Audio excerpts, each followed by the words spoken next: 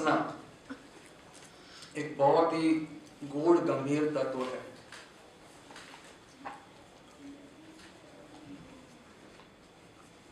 इस विषय में ललिता विशाखा इत्यादि सखियां व राधा दासी या मंजरी या किंकरियां कहा जाता है, क्या इनमें कोई भेद होता है?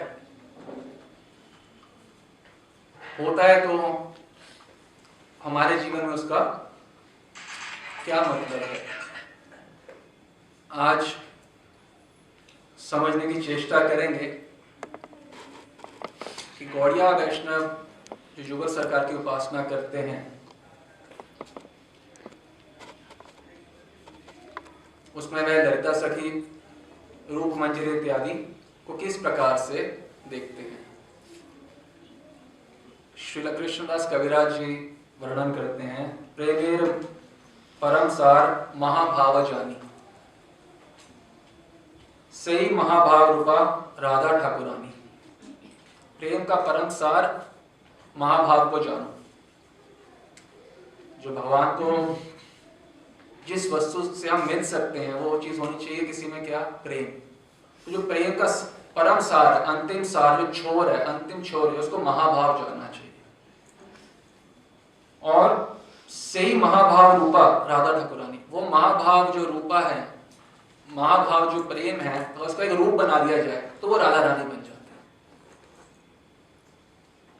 सही महाभाव रूपा राधा ठाकुरानी। महाभाव चिंतामणि राधार स्वरूप, महाभाव चिंतामणि, महाभाव राधा रानी का स्वरूप क्या है? महाभाव चिंतामणि। चिंतामणि मतलब होता है जो आप वांछा करो पूर्ति कर देती है, चिंतामणि। तो महाभाव चिंतामणि राधार स्वरूप, राधा रानी का स्वरूप है। किसकी वांछा को पूर्ण करती है? सबकी, जीव से लेकर ईश्वर तक की। महाभाव चिंतामणि। ललिता आदि सखी तार काया व्यूह रूप, जो ललिता आदि जो सखियां हैं वो राधा रानी का काया, शरीर का व्यूह, काया व्यूह रूप, काया व्यूह का रूप है। अब धीरे धीरे सब कुछ समझने की चेष्टा करें, और आज का जो सत्र है ये पूरे विश्व के युगल सरकार के उपासकों के लिए अनेक समय तक बहुत बहुत लाभप्रद होगा। राधा रानी की सखियां 5 श्रेणियों में विभक्त की गई हैं आचार्यों द्वारा। ये समझना बहुत जरूरी है। क्यों जरूरी है? क्योंकि महाप्रभु जो हैं उन्होंने, चैतन्य महाप्रभु, उन्होंने इस विश्व को अनर्पित चरण चिराग एक वो वस्तु अर्पित करी है जो पहले कभी नहीं थी। परंतु ललिता विशाखा के मंदिर राधा कृष्ण के साथ, राधा कृष्ण अष्ट सखी या राधा कृष्ण ललिता विशाखा, ये मंदिर तो पहले भी थे। गोपियों जिस हिसाब से उपासना करती थी श्री कृष्ण की, ये पहले भी थी। तो महाप्रभु ने ऐसा क्या दिया है जो पहले कभी था ही नहीं? इस बात को समझाने के लिए श्रीला रूप गोस्वामी पाद, रूप गोस्वामी पाद बहुत बड़ा व्यक्तित्व है, वह कोई साधन जीव नहीं है। यह श्लोक का बताने से पहले हम रूप गोस्वामी पाद के बारे में बताएंगे कि वे नित्य सिद्धा राधा दासियां हैं, किंकरी है, राधा रानी की प्राण परम प्रिय सखियां हैं। रूप सनातन गोस्वामी, ये जो अष्ट मंजरी हैं, रूप गोस्वामी, सनातन गोस्वामी, रघुनाथ भट्ट गोस्वामी, रघुनाथ दास गोस्वामी इत्यादि, ये सब नित्य सिद्धा हैं। ये कोई साधन करके सिद्ध नहीं हुए हैं। ये नित्य सिद्धा भगवान के धाम में रहने वाली 8 परम अंतरंग राधा दासियां हैं। रूप मंजरी, वही रूप मंजरी रूप गोस्वामी के रूप में महाप्रभु जिस प्रकार से अवतरित हुए, उसी प्रकार से रूप मंजरी इत्यादि अवतरित हुए रूप गोस्वामी के रूप में, और अपने बारे में बता रहे हैं वो खुद लिख के। रूप गोस्वामी कौन है? नित्य सिद्धा मंजरियां। वो ग्रंथ क्यों लिख रहे हैं? महाप्रभु का वो अभिष्ट प्रदान करने के लिए। श्री चैतन्य मनोभिष्टम, श्री चैतन्य का मनोभीष्ट क्या है? वह मंजरी भाव कैसे मिलेगा? जब मंजरी कौन बताएगी? मंजरी कौन है प्रमुखा? रूप मंजरी। वो खुद बता रहे हैं सारा तत्व जानो राधा रानी के सखियों के बारे में। हमारे गौड़िया वैष्णव किस प्रकार से रूप मंजरी को देखते हैं? श्री रूप मंजरी पद से मोरा संपदा, से मोरा भजन पूजन, से मोरा भजन पूजन। रूप मंजरी की जो चरण कमल है वो हमारी एकमात्र संपदा है। जो गौड़िया वैष्णव हैं उनकी एकमात्र संपदा रूप मंजरी के चरण कमल हैं। ये है रूप मंजरी। कई लोग सोचते हैं कि मंजरी रूप मंजरी या रघुनाथ दास गोस्वामी जो कि रति मंजरी है, तुलसी मंजरी कहा जाता है, वह कांता भाव के उपासक है। ये कांता भाव के उपासक नहीं है, ये नित्य सिद्धा राधा किंकरियां हैं। श्री कृष्णदास कविराज चैतन्य चरितमृत जिन्होंने हमें प्रदान करी है, वो हर अध्याय के अंत में एक बात लिखते हैं, श्री रूप रघुनाथ पदे जार आश, चैतन्य चरितमृत कहे कृष्णदास। रूप रघुनाथ के चरण कमलों में मेरी आशा है, मेरा प्रणाम है, हर अध्याय के अंत में लिखे हैं। सारे गौड़िया वैष्णव जो है रूप रघुनाथ सनातन गोस्वामी इनके चरणों में सदा नतमस्तक रहते हो, इन्हीं के भाव का अनुगत्य करते हैं। इन्हीं का राग जो है जो राधा रानी के प्रति है उसका अनुगमन करना, रागानुगा, इसलिए रागानुगा वैष्णव कहा जाता है। कई बार अंग्रेजी में लिखा जाता है रूप Goswami is the father of devotion service, इस प्रकार भी बोला जाता है। ये जो परम अंतरंग मंजरी भाव उसके फादर हैं, पिता हैं। तो ये रूप गोस्वामी, ये जो रूप मंजरी है अपने बारे में बताएंगी तो इससे ज्यादा स्पष्ट कौन बता सकता है? जैसे हम अपने घर के बारे में बता रहे हैं, हमने हमारे घर में ऐसे ऐसे सामान है, तो हमारे से ज्यादा कौन बताएगा? हमारा अपना घर है। उसी वजह रूप मंजरी है, वो नित्य सिद्धा मंजरी है, वो स्पष्ट बता रही है। देखो सखियां 5 प्रकार की होती हैं उज्ज्वल नीलमणि नामक ग्रंथ में। सखी बिनु ए लीला पुष्टि नाही होय,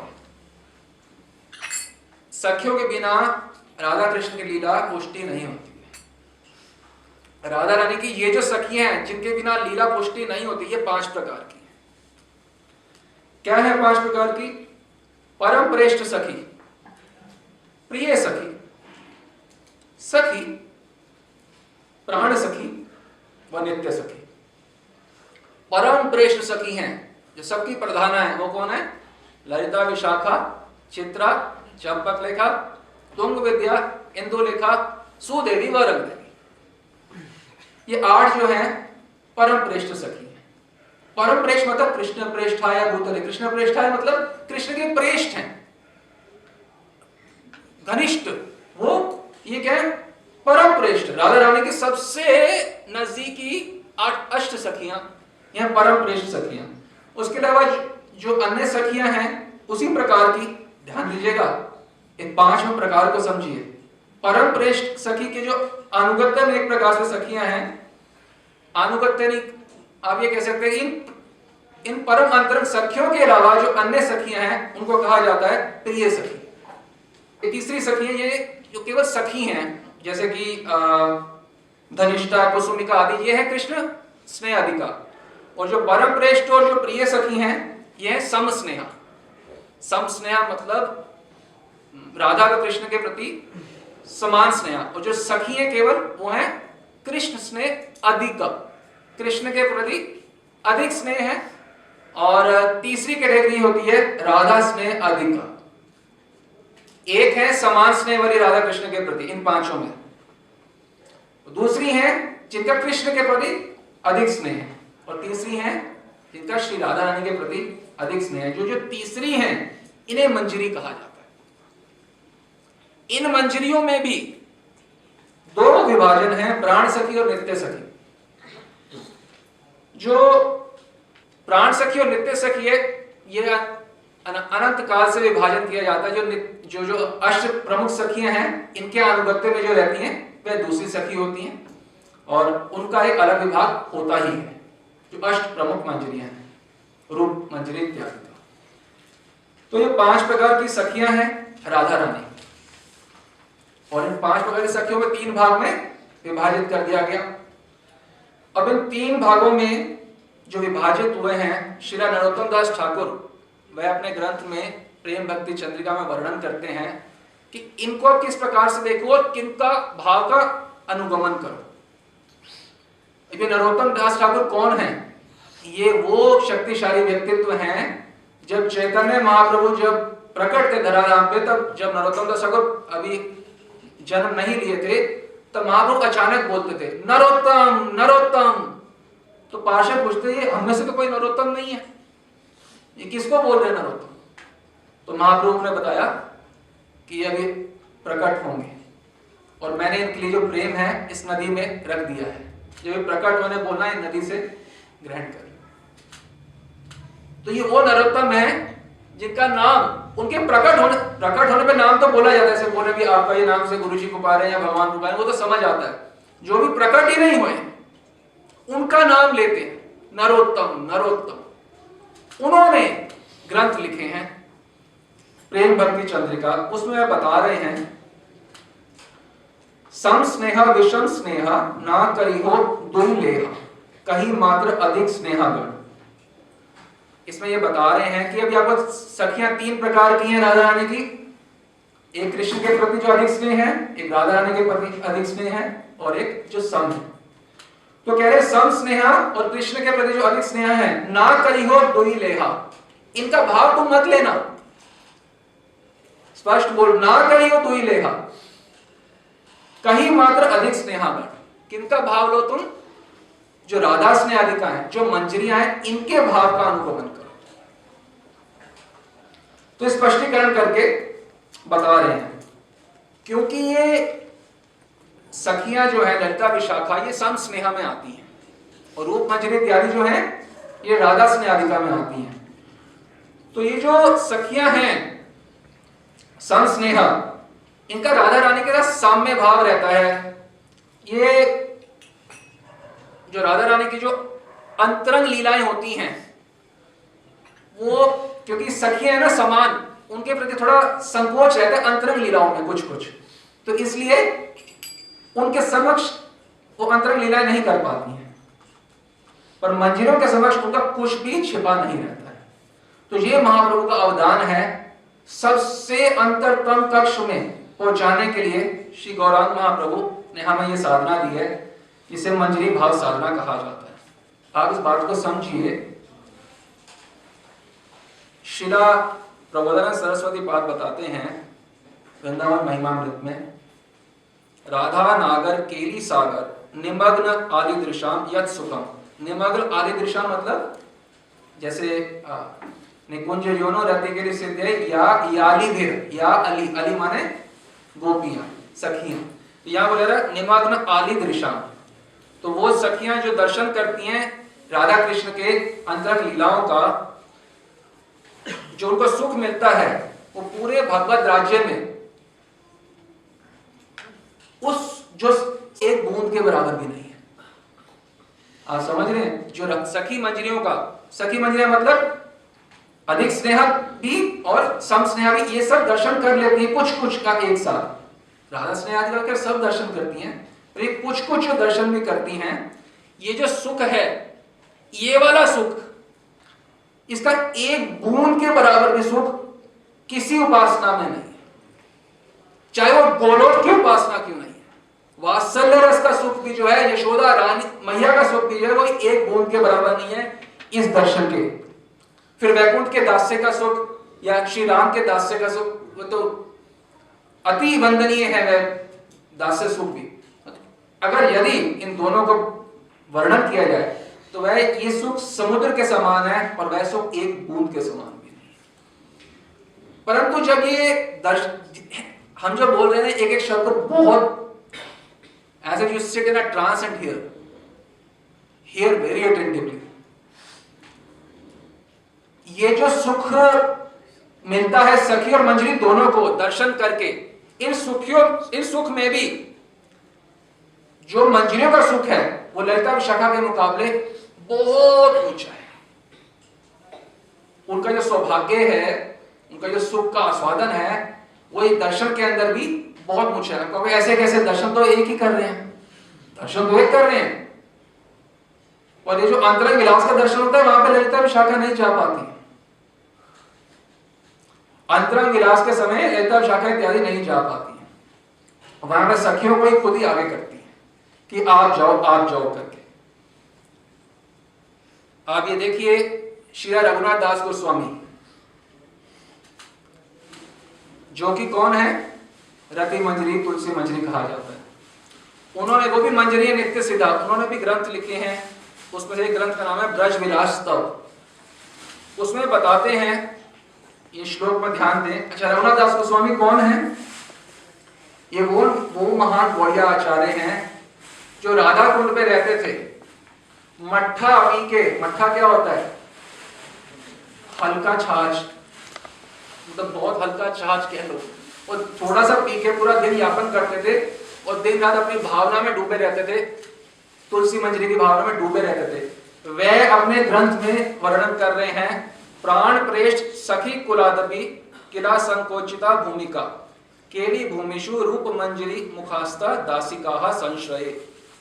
इसका मतलब है प्राण प्रेष्ठ सखी कुलादपि, मतलब जो प्राण प्रेष्ठ सखी हैं ललिता विशाखा, उनसे भी ज्यादा बिना संकोच के राधा कृष्ण कुंज में आने जाने की जो भूमिका है वो किसको प्राप्त है? रूप मंजरी मुखास्ता। इसका मतलब है कि बिना संकोच के, अभी हमने बताया प्राण प्रेष्ठ, इन्होंने यही वर्णन किया अपने ग्रंथ में भी, जो प्राण प्रेष्ठ सखियां हैं ललिता विशाखा, उनसे भी ज्यादा बिना संकोच के कुंज में आने और जाने की भूमिका किनको प्राप्त है? रूप मंजरी आदि को। तो ललिता विशाखा सखी और रूप मंजरी आदि जो हैं, इनमें गौड़िया वैष्णवाचार्यों ने भाव का बहुत भेद बताया है। दोनों के भाव में ही बहुत भेद है। एक तो है सम स्नेहा है और एक राधा स्नेहाधिका है, और उनके जो मात्रा निर्धारित है लीलाओं में जाने की, वो भी निर्धारित है कि आप इस हद तक जा सकते हो, और मंजरी के लिए कोई हद ही नहीं, मंजरी के लिए कोई हद नहीं। बता रहे हैं रूप रघुनाथ दास गोस्वामी कि विलास क्षेत्र में आने जाने की असंकोच भूमिका प्राप्त है, बिना संकोच के जाती है। आपको उदाहरण दें, कई बार क्या होता है कि राधा कृष्ण का केरी विलास कुंज में चल रहा होता है और एकदम सुखद विलास आनंद विभोर होते हुए भी अचानक ऐसा लगता है कुछ रुकावट सी आ गई है, रुकावट। अब रुकावट आई है तो समाधान कौन करेगा? कोई होगा तो समाधान करेगा। तो रूप मंजरी इत्यादि जो होती है, ये उस समय वहां भी होती है जहां ललिता विशाखा आदि का प्रवेश अधिकार नहीं है। ये वहां भी होती हैं और देखती हैं, अरे ये क्या, ये तो बाल अड़ गए हैं राधा व कृष्ण के आपस में, गुंजल सा बन गया है, गांठ सी बन गई है। वह आती हैं, चुपचाप आती हैं, उनके बालों को,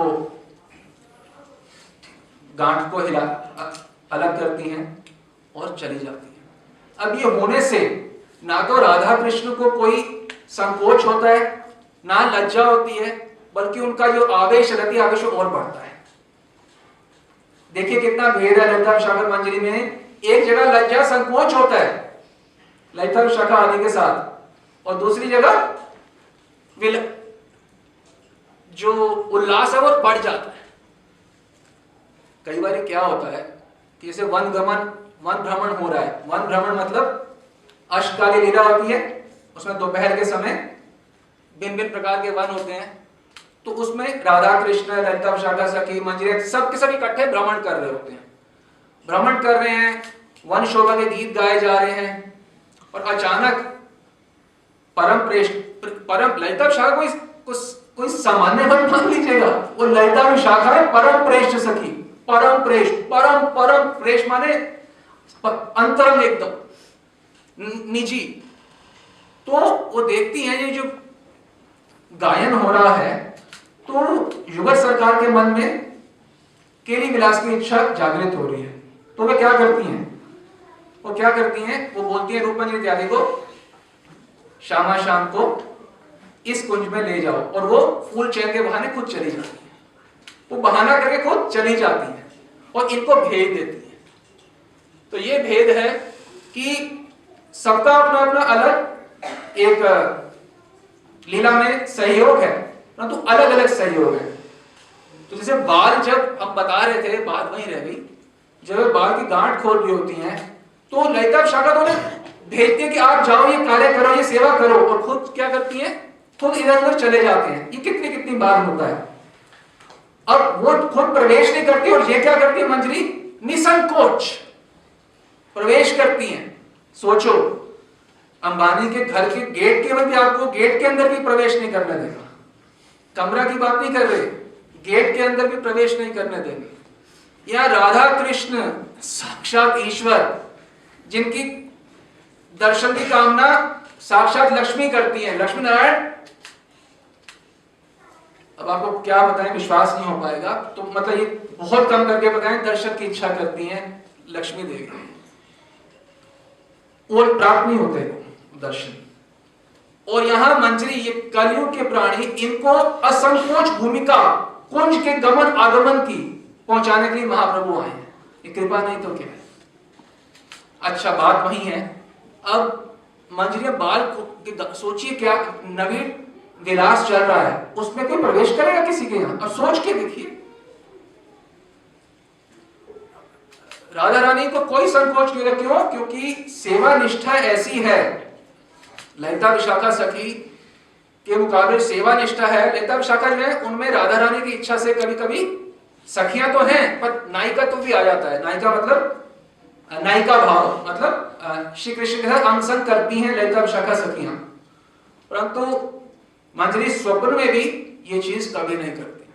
कृष्ण का अंग संग की इच्छा उनकी स्वप्न में भी नहीं होती। वह राधा रानी की चरण सेवा को छोड़ किसी को नहीं जानती है, किसी को मतलब किसी को भी नहीं जानती है। कृष्ण को भी वह इसलिए बचती हैं क्योंकि वे राधा रानी के कांत हैं। कई लोग सोचते हैं मंजरिया कांता भाव के ऊपर, कांता है मंजरिया कांता नहीं है। तुम्हारे दिमाग में कांता भाव घुसा हुआ है, मंजरिया कांता थोड़ा है। ललिता विशाखा में भी राधा रानी की इच्छा से नायिकत्व आता है, उनका भी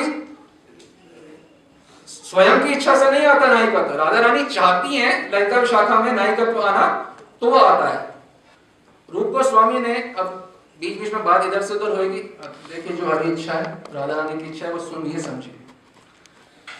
रूप गोस्वामी ने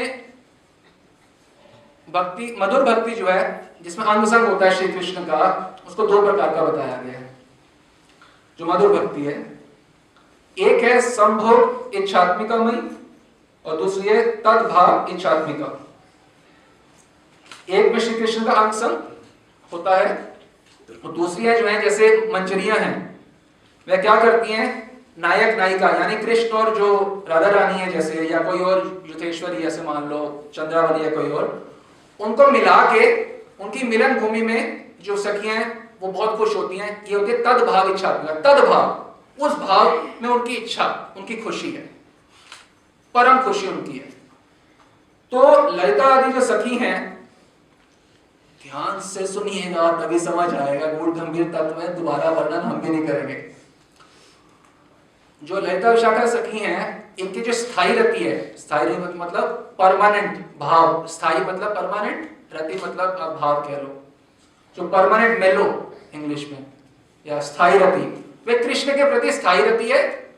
और वे राधा रानी को भी प्रेम, वो सम स्नेह है ना, तो कृष्ण के प्रति तो स्थायी रति है, पर राधा रानी का भी संचालन है कि हाँ उनके सुख में भी वो सुखी है।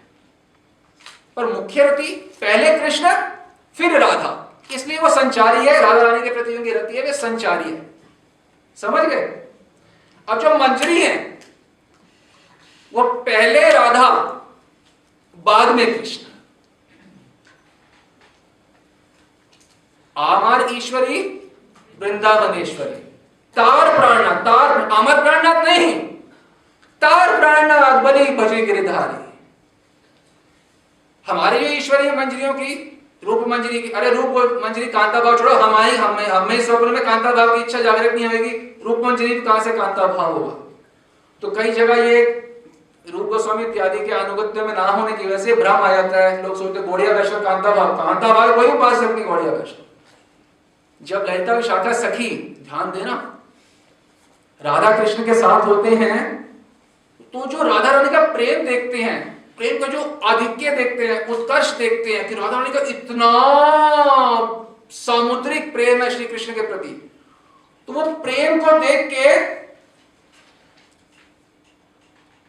और उनकी राधा रानी की कृष्ण साथ संग करा के ललिता विशाखा सखी अपने संग से भी ज्यादा, बहुत ज्यादा खुश होती है। तभी इसलिए उनको तद भाविकात्मिका कहा जा रहा है। यद्यपि नायिकत्व आता है, ध्यान दो, फिर भी तद भाविकात्मिका क्यों? अपने संग से ज्यादा उनको आनंद मिलता है राधा कृष्ण का संग करा के, मिलन करा के, अपने मिलन से ज्यादा। आप सोचो, ये श्री कृष्ण कौन है जिनकी चरणों की में जो तुलसी अर्पण करी जाती है, यदि उसका सुगंध प्राप्त हो जाए तो बड़े बड़े चार कुमार इत्यादि बेहोश होकर गिर जाते हैं। ऐसी तो सुगंधी है चरण कमलों की नहीं, चरण कमलों रखी तुलसी की। और श्री कृष्ण का अंग लक्ष्मी चाहती हैं, तरस रही हैं, तपस्या कर रही हैं। वो अंग ललिता विशाखा को प्राप्त है, उसमें उनको उतना आनंद नहीं मिलता, और वो राधा कृष्ण को मिलाती है तो उसमें उनको जो आनंद मिलता है उससे कई गुना ज्यादा होता है। एक मणि मंजरी एक नई सखी को बोलती हैं कि यह है उज्ज्वल नीलमणि ग्रंथ में, फिर रूप गोस्वामी वर्णन करते हैं कि नई सखी को शिक्षा देते हुए कहती हैं, वयम इदम अनुभूय शिक्षयाम कुरु चतुरे सह राधा एव सख्यम। इसका मतलब है, मणि मंजरी नई सखी को शिक्षा देते कहती हैं, हे चतुरे सुनो। देखिए शब्द लिखा क्या है, वयम इदम अनुभूय, अनुभूय मतलब अनुभव। देखो सखी, मैं अपने अनुभव के आधार पर तुम्हें बड़ी अंतर की बात सुनो। क्या है उपदेश देती हूं, अपने अनुभव की बात। क्या है अनुभव की बात? ये रूप गोस्वामी बता रहे हैं। बताने वाला व्यक्ति हमेशा याद रखिएगा कौन कौन रहे। उपदेश देती है कि तुम राधा के साथ ना सख्य भाव रखो। यदि तुम सोचती हो कि हरि के साथ सख्य ना रखकर राधा के साथ सख्य रखने की क्या जरूरत है, मन में प्रश्न आएगा ना, भाई श्री कृष्ण का अंगसंग मिलता है, उसे छोड़कर मैं राधा के अंगसंग की इच्छा क्यों करूं? वो भी तो श्री कृष्ण के अंगसंग करती है, मैं क्यों इच्छा ना करूं? वो भी तो करती है स्वयं। कहती हैं यदि तुम राधा रानी का जो सख्य स्थापित करोगी तो जो राधा रानी को सुख मिलता है वो राधा रानी की कृपा से वह संपदा जो है, हरि प्रणय प्रमोद लक्ष्मी, ये शब्द बड़े सुंदर है। हरि प्रणय प्रमोद लक्ष्मी, जो हरि से प्राप्त होने वाला प्रमोद है, जो अति आनंद है, जो सखियों को एक बूंद मिलता है, वो जो अति आनंद का सागर है, वो राधा रानी की कृपा से तुम्हारे अंदर आ जाएगा। इसलिए तुम सीधा कृष्ण सख्य नाश करने के सोचो, क्या तो तुम चतुर हो ना, सोचो तुम्हें एक बूंद चाहिए कि समुद्र, सामुद्रिक आनंद। हाँ, तो राधा एव सख्यम, ये नई सखी को उपदेश दे रही है मणि मंजरी। हम कहां से कहां जा रहे हैं, जो श्री जी की इच्छा होगी वही होगा। सब उपासना में लगे हैं, हरि भक्ति कर रहे हैं, कोई राम की भक्ति कर रहे हैं, कोई नारायण की, कोई श्री कृष्ण की इत्यादि। उसमें फिर रूप गोस्वामी पर, क्योंकि हम तो रूप गोस्वामी की चरणों की धूली बनना चाहते हैं ना, तो जो बात करेंगे उन्हीं के श्रीमुख की करेंगे तो सर्वश्रेष्ठ होगी। कई लोग सोचते हैं कि कई लोग रूप सनातन का चरित्र वर्णन करते हैं और वो सोचते हैं कि ये साधन करके कुछ सखी मंजरी बने हैं। अरे महाराज, हम जो दीनहीन गौड़िया वैष्णव हैं, हम रूप मंजरी का मंत्र और गायत्री करते हैं रोज। जिनका मंत्र और गायत्री हम करते हैं, हमारे गुरुदेव भी उन्हीं का मंत्र और गायत्री करते थे, उनके गुरुदेव ने भी उनको यही दिया था और हम भी अपने शिष्यों को यही देते हैं, रूप मंजरी का मंत्र, उनकी गायत्री। ये रूप मंजरी नित्य सिद्धा मंजरी, इसलिए इनका मंत्र व गायत्री दीक्षा के समय दी जाती है गौड़िया वैष्णव। ये कोई साधन सिद्ध नहीं है, ये कोई कांता भाव नहीं है, ये नित्य सिद्धा राधा दासियां हैं। वो बता रहे हैं तत्रपि एकांती नाम श्रेष्ठ गोविंद हृत मानसः येषाम श्रीश प्रसादो अपि मनोहर्तुम न शक्नुयात्। इसका मतलब है तत्रपि एकांती नाम, जो एकांत में भक्ति कर रहे हैं भगवान की, उसमें भी सबसे श्रेष्ठ कौन है? जैसे राम की भक्ति है, नारायण, सबसे श्रेष्ठ है गोविंद हृत मानसा, कि जो कृष्ण की भक्ति करते हैं सर्वश्रेष्ठ है। इसमें बता रहे हैं कि येषाम श्रीश प्रसादो अपि मनोहर्तुम न शक्नुयात्, कि जो नारायण की जो उपासना है फिर उनका मन हरण नहीं कर सकती जो कृष्ण की उपासना करते हैं। तो कृष्ण की उपासना इसमें श्रेष्ठता तो स्थापित कर रहे हैं कि श्री कृष्ण की उपासना इतनी ऊंची है कि उसके सामने नारायण के उपासक, राम के उपासक जो हैं, उनका मन नहीं हर सकते, भगवान राम नारायण मन नहीं हर सकते श्री कृष्ण के उपासकों का, ये बात बता रहे हैं। परंतु जो गौड़िया वैष्णव है वो तो यहां पर भी संतुष्ट नहीं होते। रघुनाथ दास गोस्वामी यानी कि नित्य सिद्धारति मंजरी, वह अपने ग्रंथों में बताते हैं कि जो राधा पाद पद्मनिष्ठ भक्त हैं, यानी कि मंजरियां राधा रानी के चरणों में अनन्य चित्त, अनन्य शरण, स्वप्ने अपनी ना जानती, राधा रानी के चरणों के अलावा स्वप्न में भी राधा दासियां यानी कि किंकरियां कुछ नहीं जानती, स्वप्न में भी नहीं जानती। ऐसा सोचते हैं कि श्री कृष्ण से मिलन की इच्छा का पोषण नहीं करती मंजरियां, ऐसा सोचते हैं कुछ लोग, ये भी ठीक नहीं है। उनमें मिलन की इच्छा होती ही नहीं है तो पोषण कैसे होगी? भाई कोई चीज होगी तो उसको पोषण किया जाएगा, कोई बीज को ही तो पोषण किया जाएगा। ये जो वृत्ति है कि कृष्ण का अंग संग करना, ये मंजरियों के लिए स्वप्न में भी कभी नहीं होती। क्यों नहीं होती है आगे वर्णन करेंगे। रघुनाथ दास गोस्वामी यहां क्या कह रहे हैं कि ये हमने बताया कि कृष्ण का जो उपासक है उनका मन हरण तो अन्य कोई उपासक, अन्य कोई भगवान नहीं कर सकते, और जो मंजरियां हैं साक्षात श्री कृष्ण भी मंजरियों का मन का हरण नहीं कर सकते, साक्षात श्री कृष्ण। ये रघुनाथ दास गोस्वामी कह रहे हैं। आप गुण गंभीर्य समझिए, पता नहीं समझ आ रहा है या नहीं, हमें तो बहुत अच्छा लग रहा है बताने में। आपको समझ आया तो आपका लाभ, नहीं आए तो आपकी हानि। हम तो जो बोल रहे हैं जिस पे शक्तिपात होना होगा आज हो जाएगा। वैसे इसको बार बार सुनेंगे लोग तो बार बार भविष्य में भी होगा, पर आज भी हो सकता है। ये जो प्रार्थना कर रहे थे, दर्शने पवित्र करो एक तो मार्गो,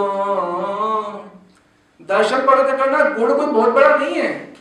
यदि श्रद्धा हो, दर्शन से पवित्र संत जन कर ही देते हैं। यदि श्रद्धा हो तो साक्षात शक्तिपात हो जाता है।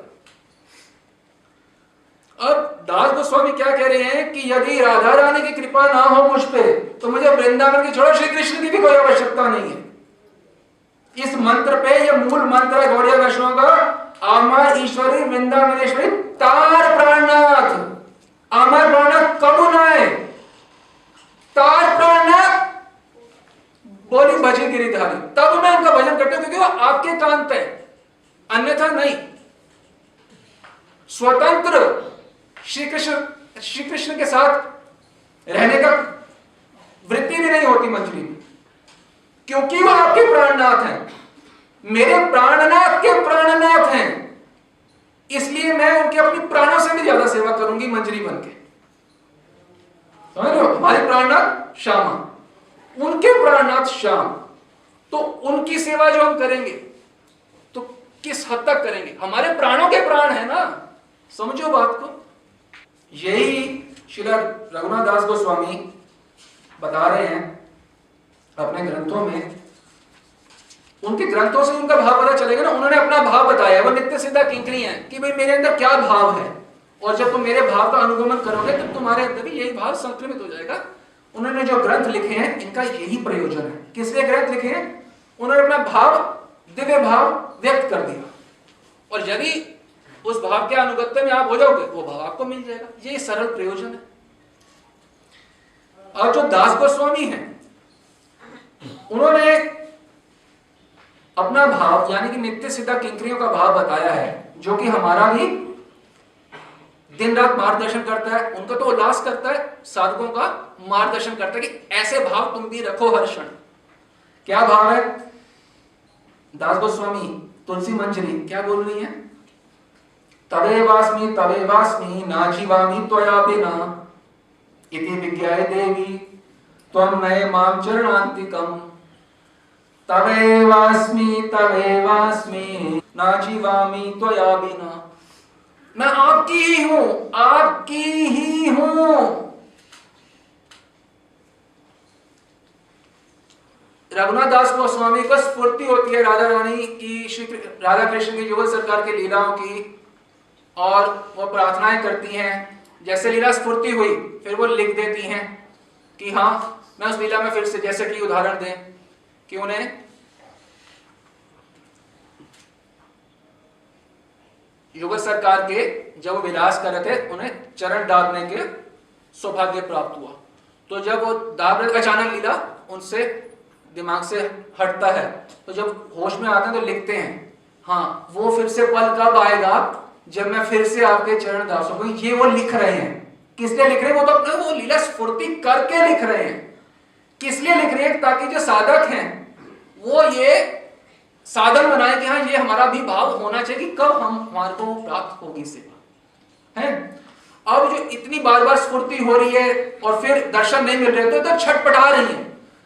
तुलसी मंजरी छटपटा रही है, स्फूर्ति होती है और चली जाती है। तो जब चली गई स्फूर्ति, राधा कृष्ण दर्शन नहीं हो रहे तो छटपटा रही है तुलसी मंजरी। उसी छटपटाहट में ये श्लोक बोल रही है क्या? तवेवास्मि ना जीवामि त्वया बिना। मैं आपकी हूं, आपकी हूं, रो रो के बोले सिर्फ आपकी हूं। आप नहीं हो तो ब्रजवास कृष्ण कुछ नहीं चाहिए मुझे। ये रघुनाथ दास गोस्वामी का भजन रस जो है उसमें विभावित है। वो भावना में विभावित है ये वाणी।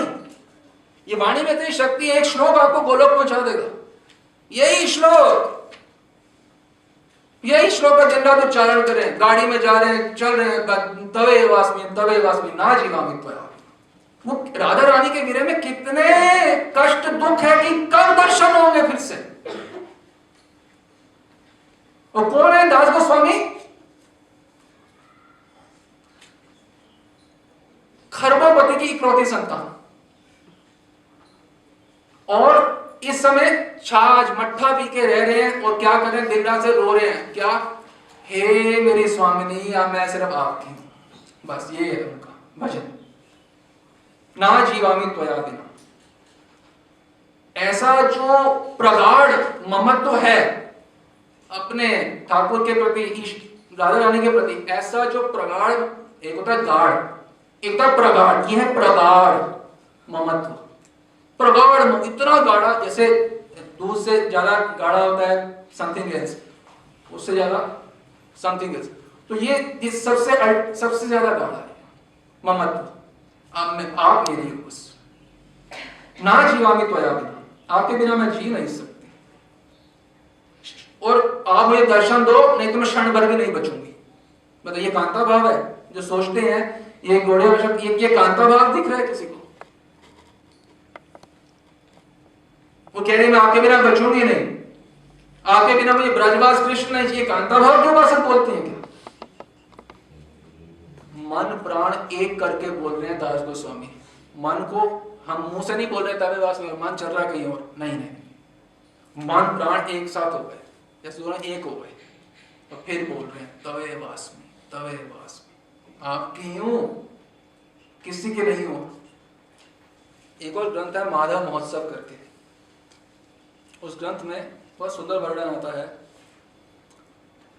वकीरूपो परिरंभास्वाद वांछा विरक्तिम व्रतम इन सखी कर्तिम स्वाली सौख्ये तृष्णा।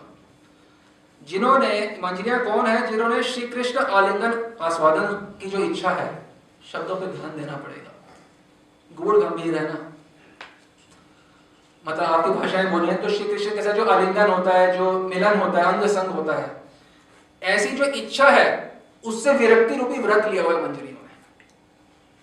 तो जैसे भीष्म पितामह ने व्रत लिया था, वंशहीन जीऊंगा वंशहीन मरूंगा, उनका व्रत है। उसी प्रकार से इनका है विरक्ति रूपी व्रत है, कृष्ण का अंग संग कभी नहीं करेगी। ये माधव महोत्सव में बता रहे, राधा के सुख में ही एकमात्र तृष्णाशील है।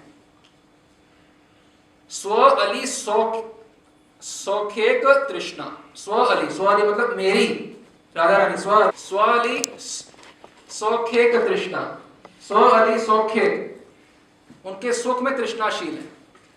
श्री कृष्ण के साथ राधा रानी का मिलन जो संपादन करवाना है, उसके बाद जो राधा रानी का सुख है, यही मंजरियों का एकमात्र काम में है, यानी कि हमारा काम में होना चाहिए।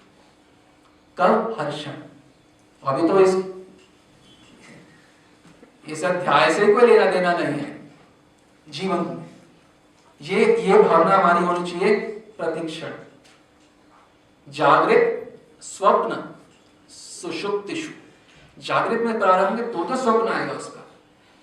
जागृत में ये भावना होनी चाहिए कि हमारा एकमात्र सुख क्या है? मंजरी मतलब कोई और नहीं, हमारा एकमात्र सुख क्या है?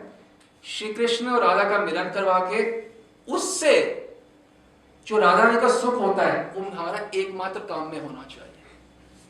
समझ पा रहे? देखो, राधा रानी के सुख में श्री कृष्ण सुखी, ठीक, श्री कृष्ण के सुख में राधा रानी सुखी, और सखियां सुखी युगल सरकार के सुख में। ये तो सामान्य बात है, ये तो आप जानते थे।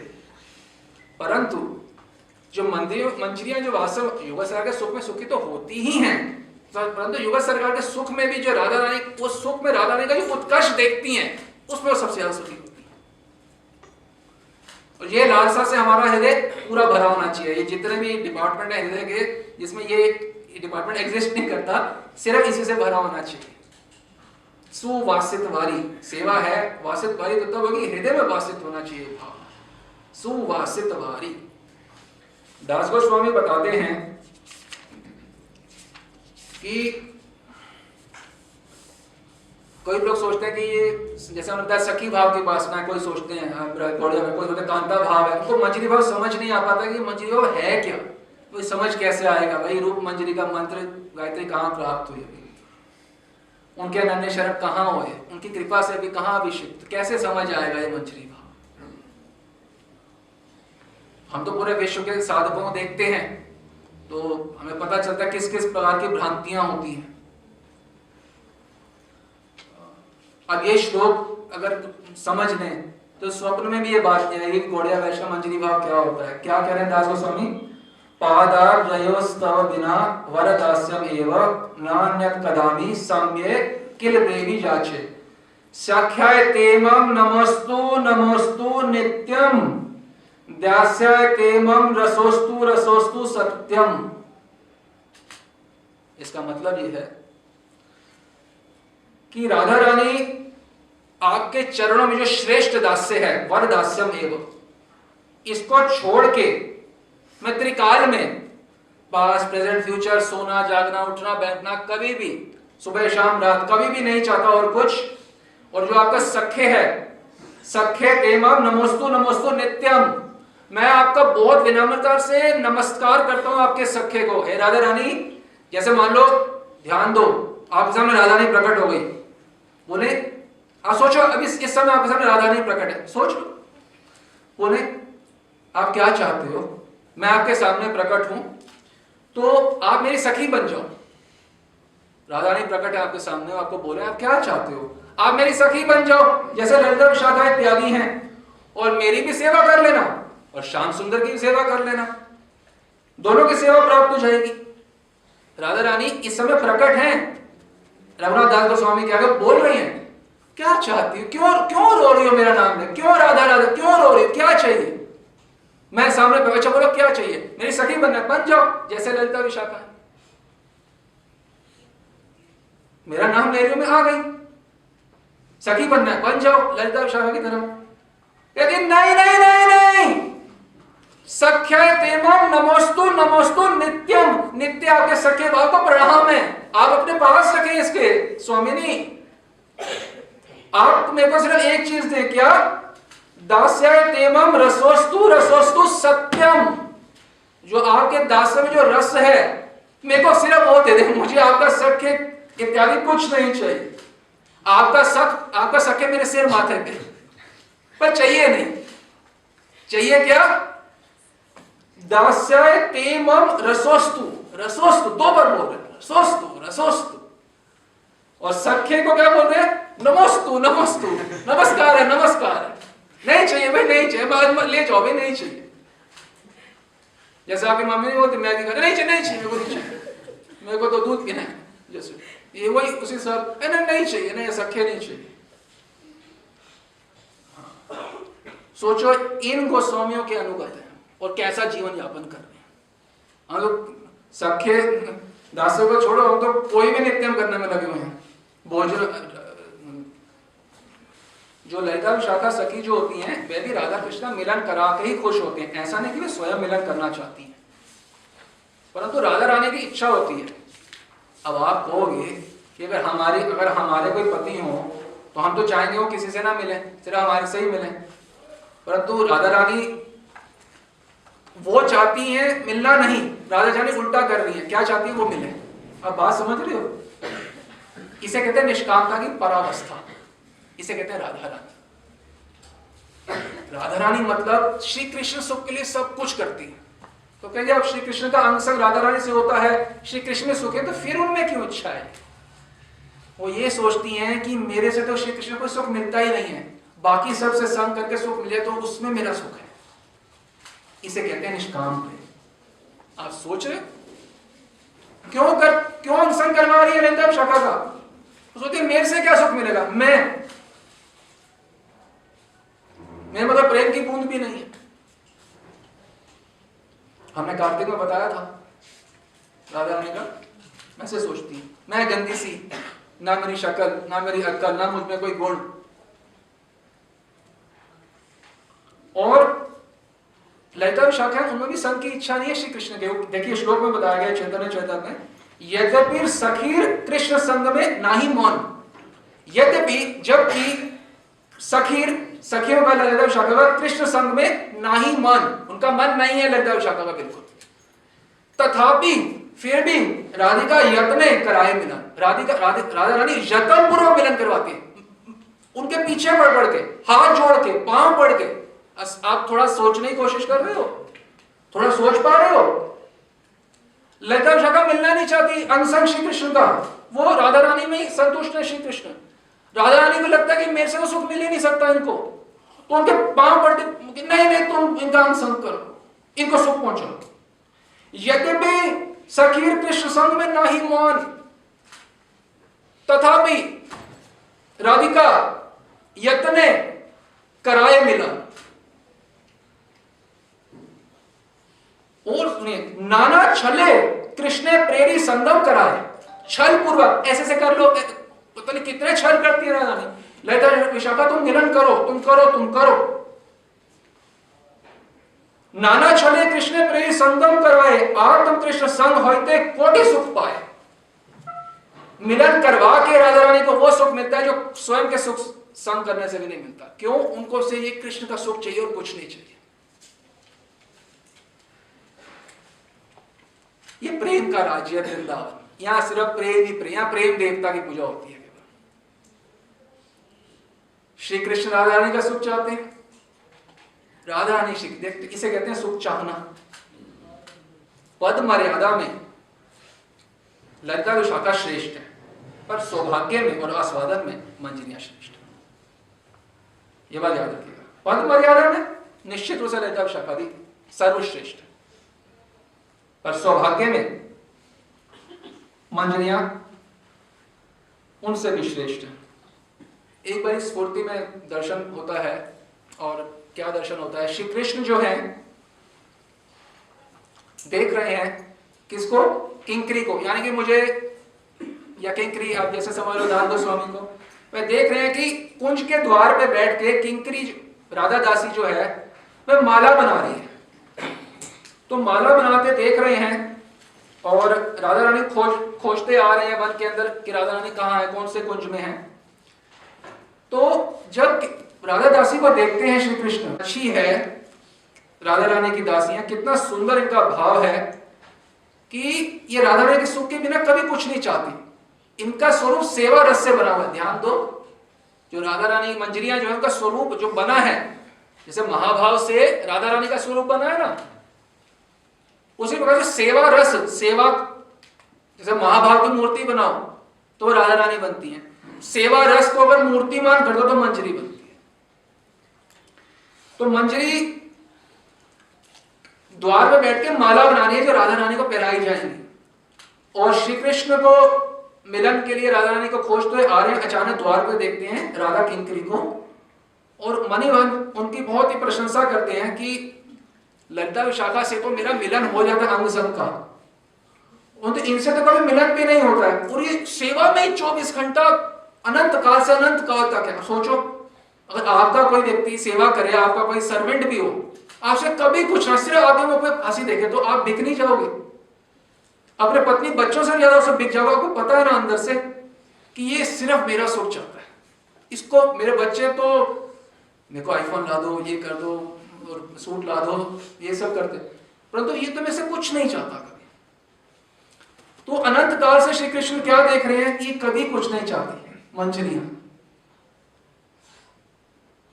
बहुत खुश हो रहे हैं मंजरी को देख के कि मेरा तो अंग संग भी नहीं होता और पूरे विश्व की सुंदरियां मेरा अंग संग करने के लिए लक्ष्मी तो तपस्या करती हैं और फिर भी उनको अंग संग नहीं मिलता। लता शाह को मिल भी जाता है और ये कभी इच्छा भी नहीं रखती हैं। तो इतनी निष्काम है ये। तो अचानक ध्यान दो, बड़े बड़े समझने की बात है लीला। श्री कृष्ण मंजरी के पास आके कहते हैं, हे सुंदरी, हे शोभनांगी, शोभन अंगों वाली, आप, मैं बदन पीड़ा से अधीर हूं। श्री कृष्ण कहते हैं मैं बदन पीड़ा से अधीर हूं और इस समय और कोई भी नहीं है। आप मेरे साथ विलास आस्वादन करो और उसके पश्चात ललिता विशाखा के साथ तरह जैसे सेवा जो होती है वो भी करना। मंजरी कहती हैं कि राधा रानी के साथ जो आपका अंग संग है वो करा के जो मुझे सुख मिलता है, आपके साथ स्वयं अंग संग करने से उसके हिसाब से एक बूंद सुख भी नहीं मिलेगा। तो मैं अल्प सुख में क्यों खुश होंगी, छोटे से सुख में मैं क्यों खुश होंगी। जब मेरा पे चेक है $1 बिलियन, तो मैं 100 रुपए की दिहाड़ी क्यों करूंगी आपकी भाषा में। तो श्री कृष्ण कैसे शब्द चतुर शिरोमणि है श्री कृष्ण। श्री कृष्ण क्या शब्द बोलते हैं, तो ध्यान दीजिए। कहते हैं देखो राधा रानी आपको अभिन्न प्राण मानती है, अभिन्न देह अभिन्न प्राण मानती हैं।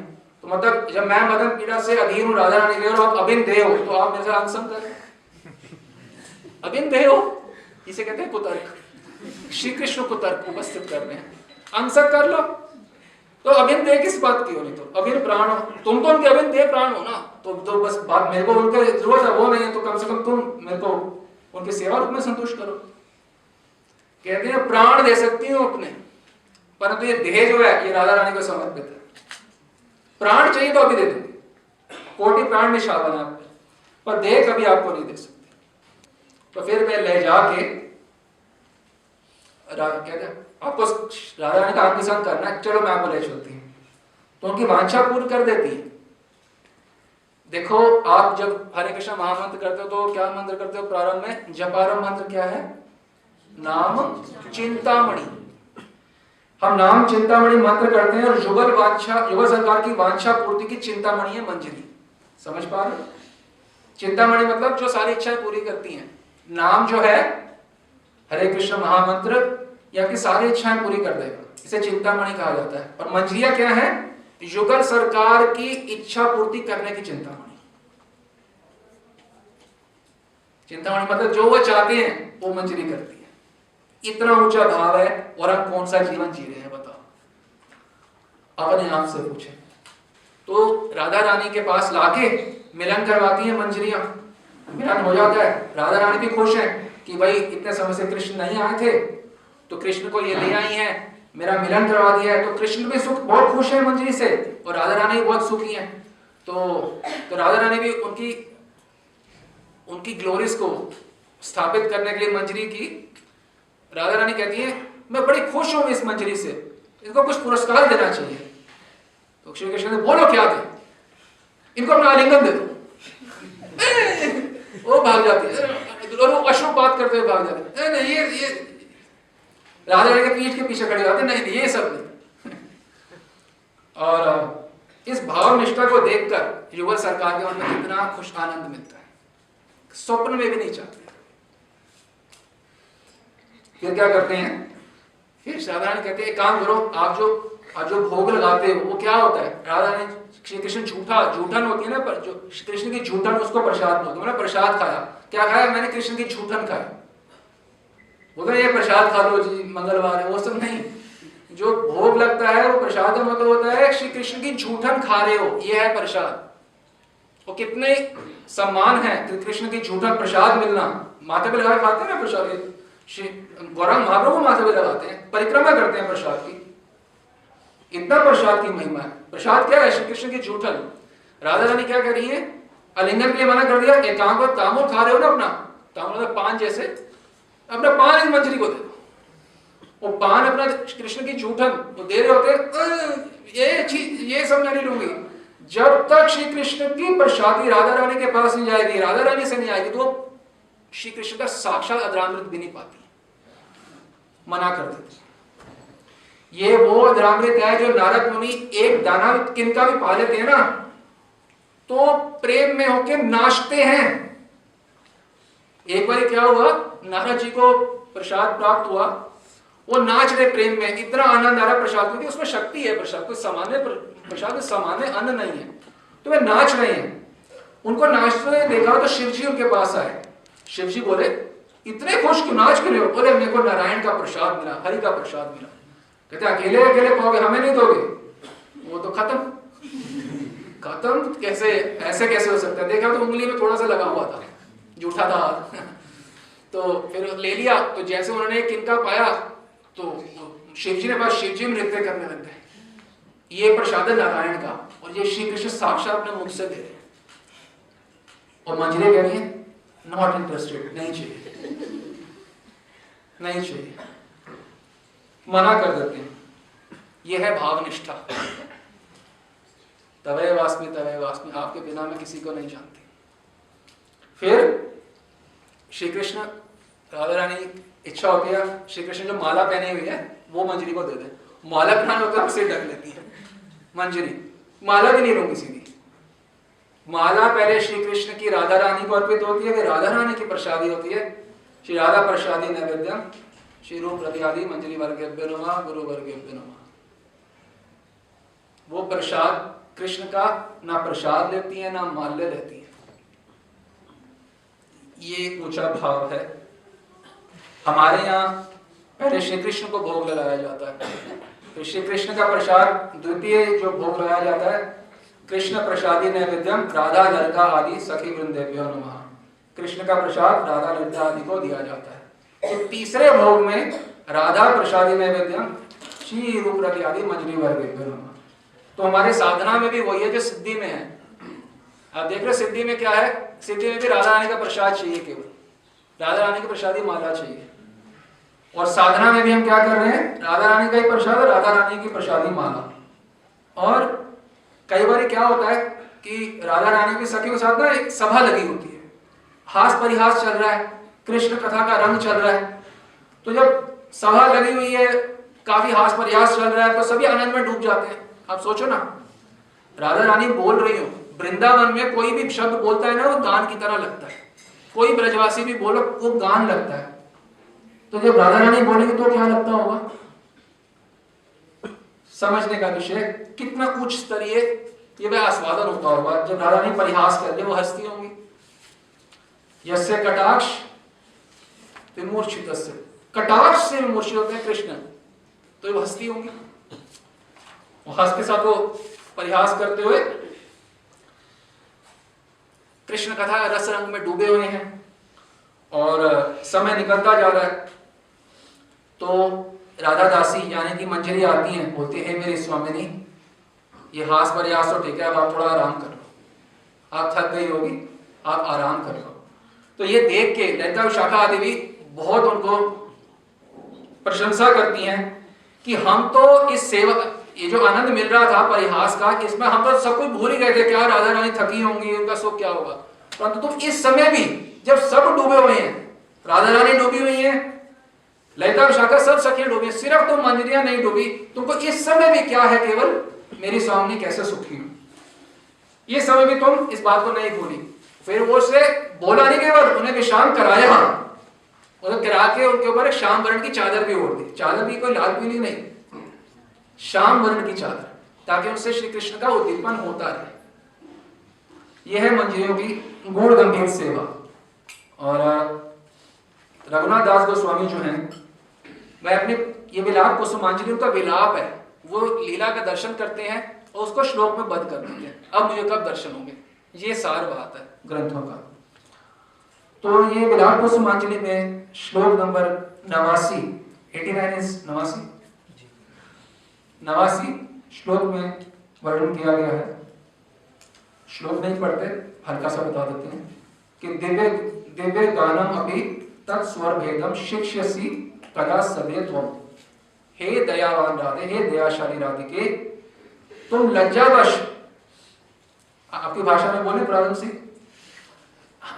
मतलब रघुनाथ दास गोस्वामी कह रहे हैं कि आप सखियों से जो लज्जा करती हो, शर्म करती हो, उनसे छुप छुपा के मेरे को गोवर्धन के अंदर एकांत में कब आप दिव्य गान रूपी मेरे को शिक्षा दोगी।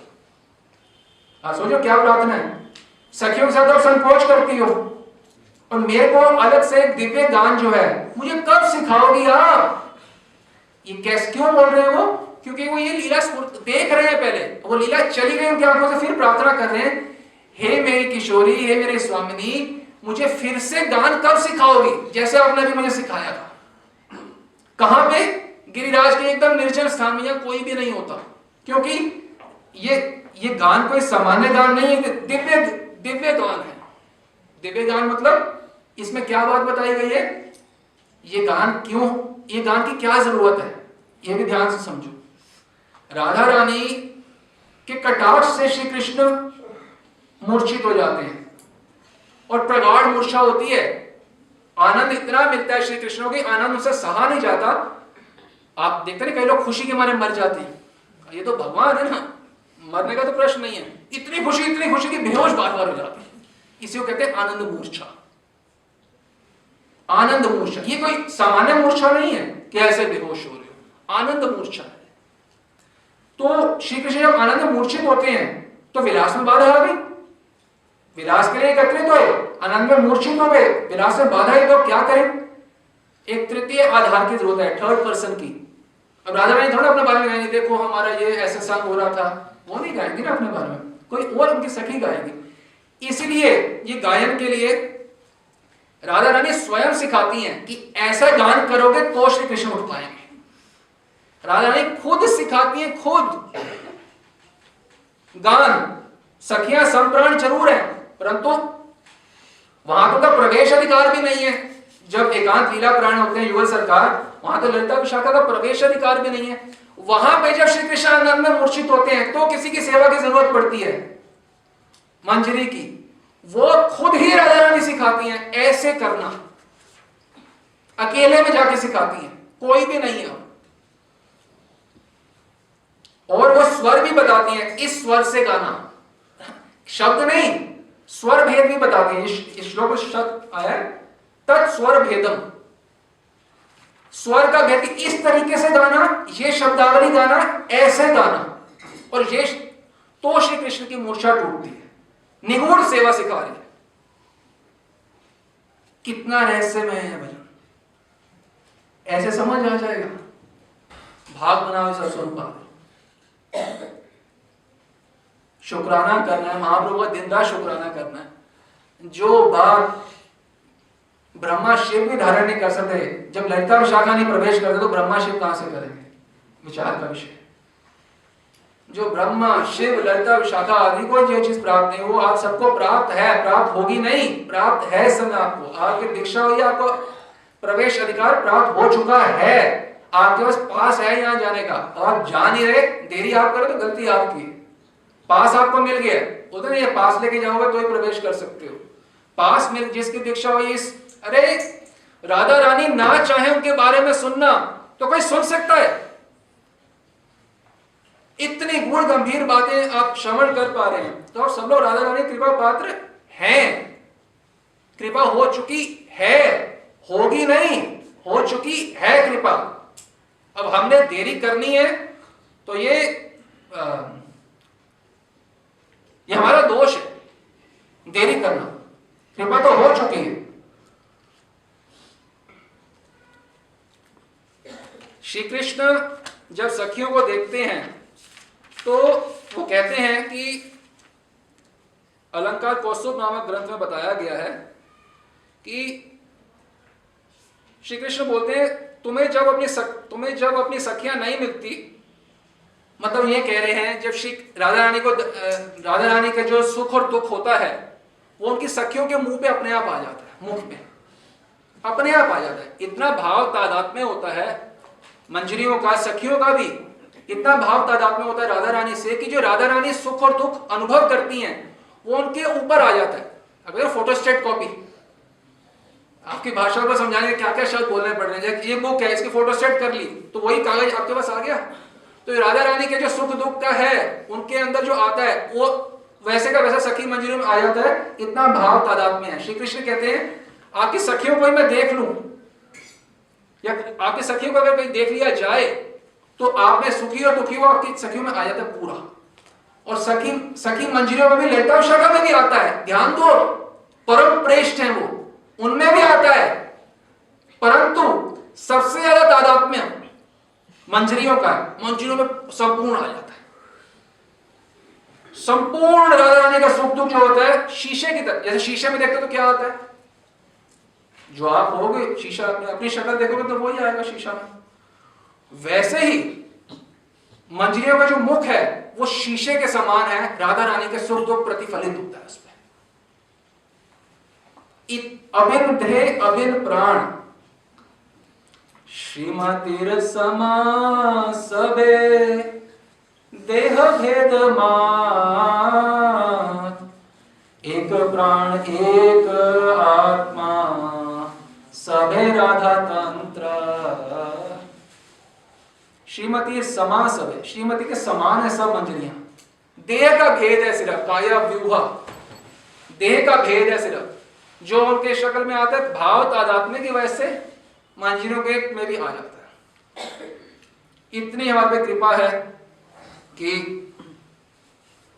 कई बार क्या होता है, राधा रानी इंतजार कर रही है श्री कृष्ण का कि कब आएंगे, मिलन कब होगा। तो मंजरियां भी उनके साथ हैं, तो मंजरी दुख होती है, राधा रानी के सुख दुख की साथी हैं मंजरियां, दुखी होती हैं। श्री कृष्ण कहाँ है, कब आएंगे? तो राधा रानी से प्रार्थना करती है मैं जा रही हूँ, हो सकता है चंद्रावली के कुंज में हो, पर मैं आवाज तो दे नहीं सकूंगी उस समय। तो क्या करना, आप मेरे मुख पे ऐसे अवतरित हो जाओ कि मेरा मुख देख के समझ जाएंगे बस। तो जो मंजरी होती है वह चंद्रावली के कुंज के बाहर से जब खड़ी होती है, सिर्फ कृष्ण एक बार दर्शन कर लेते हैं, सब पता चल जाता है राधा रानी कितनी दुखी है। शीशे के समान है ना मंजरी का मुख। ये सेवा होती है, ये भाव अनुगत्य है, भाव अनुगमन। कितना अंतर है सखियों और मंजरियों में। हमें तो तरस आता है जब लोग ये बोलते हैं कि घोड़िया वैष्णव कांता भाव, ये कांता भाव की उपासना की बात हो रही है। एक चीज राधा रानी स्वयं अपने श्रीमुख से बोलती हैं, जो मेरा प्रेम है श्री कृष्ण उसे समुद्र के समान समझते हैं, और जो सखियां हैं ललिता विशाखा क्यों नहीं है, उनका प्रेम के 3-4 सरसों के दाने के समान। ये भेद है, और प्रेम के भेद से ही आस्वादन का भेद होता है। तो यदि श्री कृष्ण अंग संग करो या कोई भी प्रकार से संबंध स्थापित करो तो उससे एक बूंद सुख ही मिलेगा। और राधा रानी खुद बोल रही है, खुद स्वयं बोल रही हैं कि मेरे प्रेम को श्री कृष्ण समुद्रवत मानते हैं।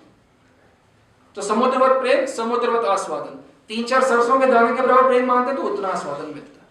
इसलिए मणिमंजरी ने बोला राधा सख्य हो, केवल राधा रानी के साथ सख्य करना, कृष्ण के साथ सख्य करना मत सोचना, इतना भेद है। और अब ये 2 चीजें आपको बताएंगे, बड़े ध्यान से दोनों में भेद समझिएगा। एक बार नृत्य चल रहा होता है, राधा रानी नृत्य कर रही होती है और नृत्य करते करते देखती है कि कमर में जो करधनी है, किंकणी बोलते हैं करधनी, वो नहीं मिल रही। वो नृत्य कर रही है, करधनी नहीं है। करधनी क्यों नहीं है? क्योंकि वे कुंज में छोड़ के आ गई हैं। अब आप वो छोड़ के आ गई तो उसमें क्या फर्क पड़ता है? नहीं, फर्क बहुत पड़ता है, क्योंकि जब राधा रानी नृत्य करती हैं, जो करधनी के अंदर जो नूपुर की जो आवाज होती है, वो आवाज उस नृत्य के साथ बहुत आवश्यक होती है, तभी वो सुरसाल नृत्य होता है। तो वो उस नृत्य नहीं हो रहा, जिससे राधा रानी दुखी हो रही है कि मेरी करधनी कहाँ गई, मेरी किंकणी कहाँ गई। और सखियों के सामने बोलेगी मेरे कुंज में छोड़ के आ गई, तो परिहास उड़ाएंगी ना, सब प्राण ना लेते हैं छोड़ के आ गए। तो वो अपना परिहास नहीं उड़ाना चाहती हैं, तो फिर क्या इशारों में, ईश्वरी के इशारों में ही, इशारों में देख के बता देती हैं। और मंजरी जो है, ये 2 लीलाएं इकट्ठी बताएंगे आपको, दोनों में अंतर समझना। मंजरी जाती हैं और किंकणी को लेके आ जाती हैं, आप सबके सामने पहनाएंगी, मैं ले आई किंकणी पहना दूं, ऐसा नहीं होता, विक्षेप होगा ना। फिर वो क्या करती है कि इस समय राधा रानी इतनी दुखी है, सोचो श्री कृष्ण को सुख नहीं पहुंचा हमारे नृत्य करके, तो शशि मुखी हो गई। शशि मुखी माने मैला हो गया मुख उनका, मैं दुखी है। फिर जैसे नृत्य करते उनका जैसे चुन्नी थोड़ा नीचे की तरफ ऐसे गिरती है, तो वो मंजरी आके हंस के ऐसे करके चुन्नी को ऊपर करने के बाद फटाफट बांध देती है, पता भी नहीं चलता। ये है गूढ़ गंभीर सेवा। इतना भाव तादात्म्य, इतना तत्र अति दक्षात अति वल्लभस्य वंदे गुरु श्री चरणारविंदम, इतने दक्ष हैं, सबके समक्ष के अंदर बीच में जाके किंकणी पहना दी, पता भी नहीं चला किसी का। और फिर से वैसी आवाज आई, राधा रानी परम आनंद के साथ उल्लास से नृत्य करने लगे, सभी के दृष्टि से बच के उन्होंने पहनाई। अब हमने आपको ये सुनाई लीला, अब एक और लीला सुने समझे। एक बार क्या होता है, श्री कृष्ण वंशी बजा रहे होते हैं, राधा रानी नृत्य कर रही होती है। फिर होता क्या कि नृत्य में ना जो पायल होती है जैसे, तो नुपुर निकल जाता है। जब नृत्य कर रही है राधा रानी, तो वो एक आवाज, नुपुर की आवाज से नृत्य हो रहा है। और थोड़ा समझना, ये जो आवाज है, इससे राधा रानी का नृत्य तो हो रहा है, परंतु ये जो आवाज नुपुर की है, इससे जो श्री कृष्ण की वंशी ध्वनि है वो भी समृद्ध हो रही होती है। दोनों चीजें समझ रहे हो? नुपुर से राधा रानी का नृत्य तो और अच्छा है, और उससे इसे नुपुर की ध्वनि से राधा श्री कृष्ण की वंशी ध्वनि और पुष्ट हो रही हो, समृद्ध हो रही होती है। It becomes more richer. The flute से जो वॉइस आती है, इट बिकम्स मोर रिचर, समृद्ध हो रही होती है। तो परंतु वो नुपुर निकल गया, अब क्या करें?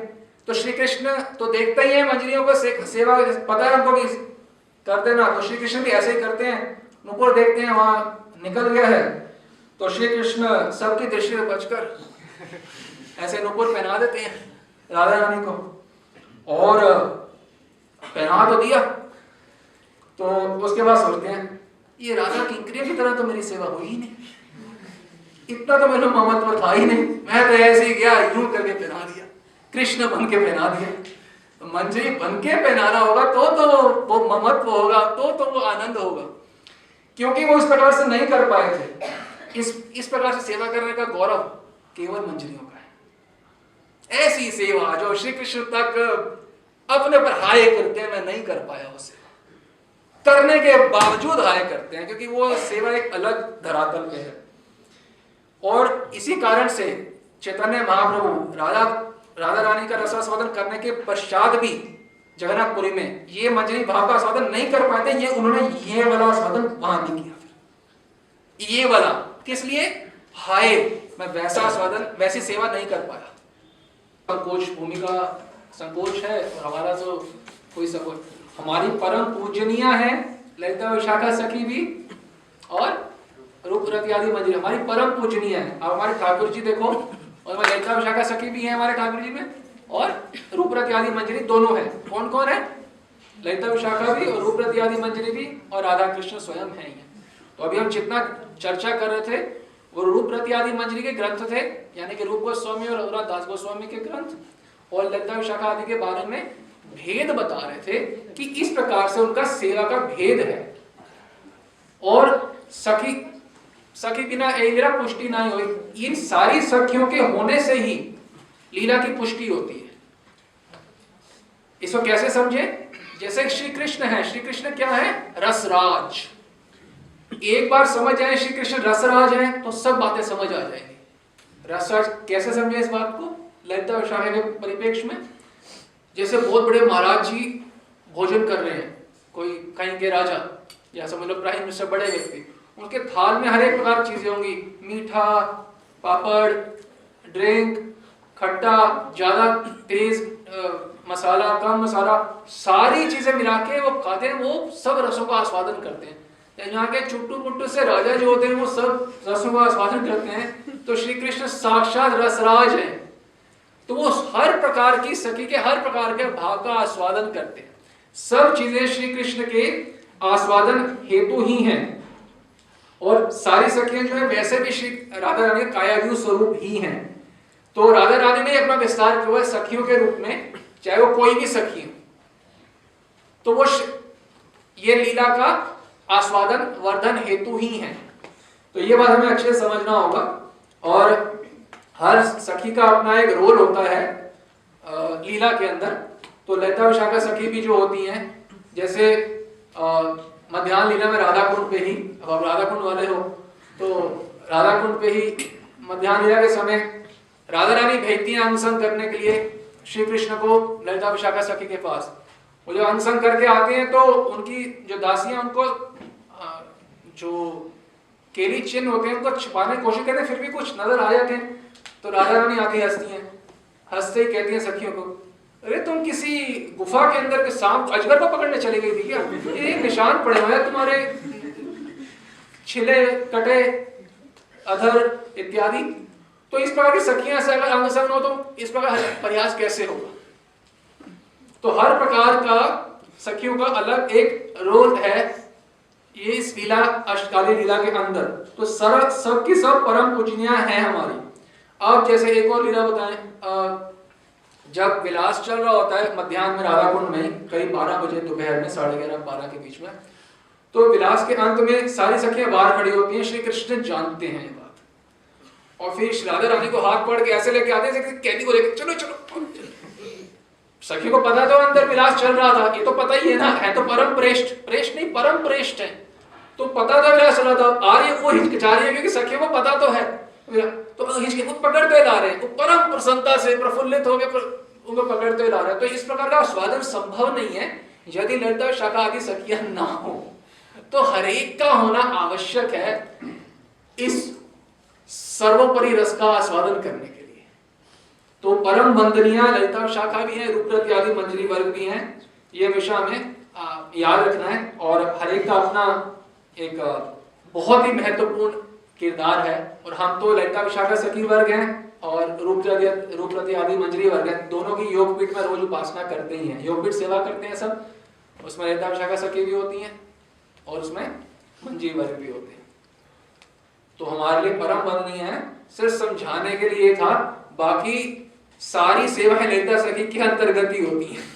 सार बात ये, सारी मंजरियां को आगे देने वाली तो ललिता सखी ही होती हैं। यहाँ वो जिसको जो सेवा बोलती हैं कि हाँ चलो अब जाओ अंदर, चलो यहाँ जो ऐसे होता सब ललिता सखी के इंगित से ही है, ऐसे करो, क्योंकि सबसे वो सारी सखियों की भी सबसे चीफ है। ये जो आस्वादन है ये सबको मिलता है, और जो रस का स्वरूप है वो केवल भगवान है, श्री कृष्ण।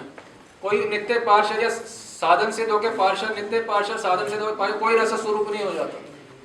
रस स्वरूप केवल श्री कृष्ण है, भगवान। मैं सोचे नहीं कोई रूप रति मंदिर जी ललिता सखी है कोई भी और रस स्वरूप कोई नहीं है, वो केवल भगवान है। जिसको भी आनंद मिलेगा भगवान से जुड़ के मिलेगा, कोई रस स्वरूप और नहीं है।